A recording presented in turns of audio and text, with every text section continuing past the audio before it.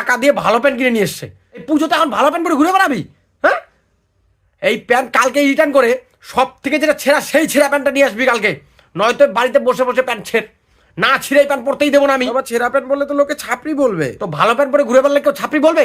ছাপড়িটাই তো শুনতে হবে, যে ছেঁড়া প্যান্ট পরে বেরোবি তোকে, তারপরে তোকে ছাপড়ি বলবে। এখন ছাপড়ি কি করে লাগবে সেটাই জানতে পারলো না। তোর মতো বয়সে আমি যখন ঠাকুর দেখতে বেরোতাম না, এমন প্যান্ট পরে বেরোতাম যে লোকজন আমাকে দেখে ছাপড়ি বলার সাথে সাথে কেউ কেউ এসে নতুন প্যান্ট দিয়ে যেত, জানিস? কারণ এমন ছেঁড়া প্যান্ট পরে বেরোতাম যে লোকজন ভাবতো আমার কাছে নতুন প্যান্ট কেনার টাকা নেই বুঝি, তাই নতুন প্যান্ট দিয়ে যেত। আর টাকা দিয়ে ভালো প্যান্ট নিয়ে এসছে, পুজোতে ভালো প্যান্ট পরে ঘুরে বেড়াবে। কালো রঙের চুল তো তোর আগেই ছিল, তো সেলুনে গেলি কি করতে?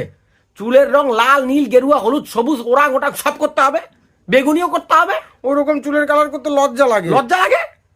কিসের লজ্জা? কেমন ফাটানি দেবো না, লজ্জা লাগে? এটা স্টাইল মারতে আমার লজ্জা লাগে? এটা স্টাইল? এটা আমি যখন তোর বয়সে পুজো দেখতে বেরোতাম না, লোকজন আমাকে দেখে বলতো ওই দেখ রামধনু এসছে ঠাকুর দেখতে, এরম ভাবে বলতো। কারণ আমি মাথায় 7টা রং নিয়ে ঘুরতাম, মানুষজন আকাশেই তাকাতো না রামধনু দেখার জন্য, আমাকেই দেখে নিত। অনেকবার বলেছে এইবার তুই ঠাকুর দেখতে বেরিয়ে প্যান্ডেলের সামনে মুজরাগিরি না করিস না, ঠ্যাং ভেঙে দেবো বলে দিলাম। বাবা তুমি মুজরা করতে প্যান্ডেলের সামনে করেছি না?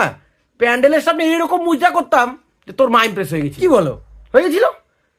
কারণ উল্টো পাশে তোর মাই মুজরা করছিল।